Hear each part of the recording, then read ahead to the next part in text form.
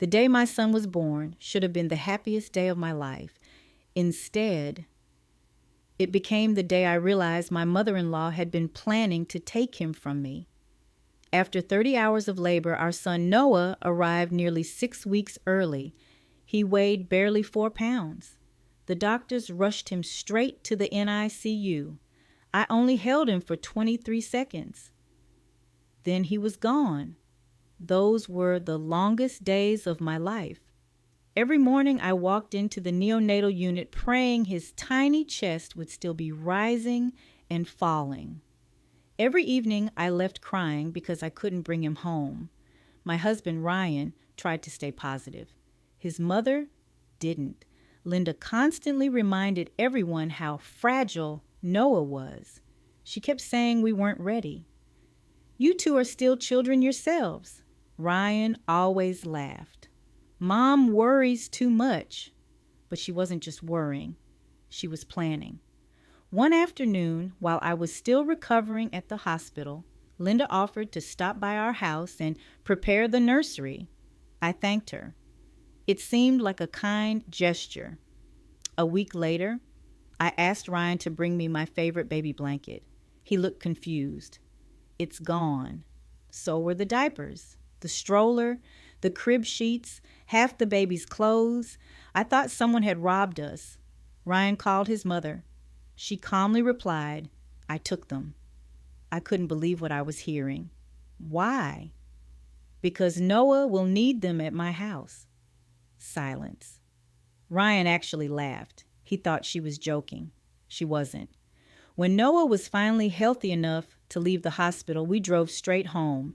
The nursery looked empty. Drawers open, closet half bare, the rocking chair gone.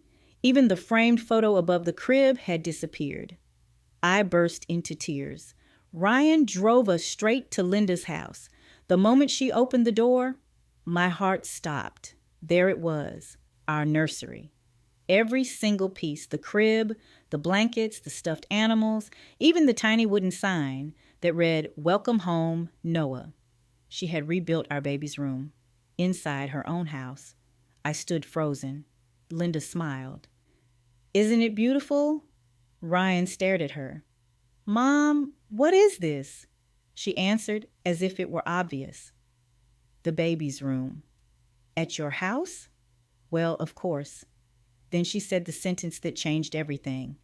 You'll visit him whenever you want. I felt sick. She wasn't talking about babysitting. She meant raising him. Ryan finally understood. For weeks, she'd been telling relatives that Noah would live with her because we were too inexperienced. She'd even posted online, getting ready for my new little roommate. Everyone thought it was a joke. It wasn't. Then things became even worse.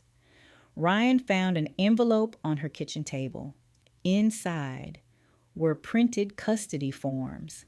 She had already contacted a lawyer. Her plan was to convince the court that we couldn't care for a premature baby. She had been collecting screenshots of every time I said I was exhausted after giving birth. She'd taken photos of our messy living room. She'd written notes about every mistake we made. She wasn't helping. She was building a case. Ryan looked at his mother, then quietly picked up Noah. You'll never see him alone again, Linda laughed. You'll change your mind. We left. The next morning, we changed every lock, blocked her number, installed security cameras. 2 days later, she appeared at our front door anyway, holding balloons, asking to take the baby home. Ryan never opened the door. Instead, he called the police. After that, she finally understood. Months later, we learned the lawyer she'd contacted had refused to help. He told her she had absolutely no legal grounds. That didn't stop her from blaming me. She told the whole family I had turned her son against her. Maybe I had, or maybe he finally saw the truth himself. Today, Noah is 5, happy, healthy. Every night before bed, he asks to hear the story of the little blue nursery his dad built for him. He has no idea it almost became someone else's room.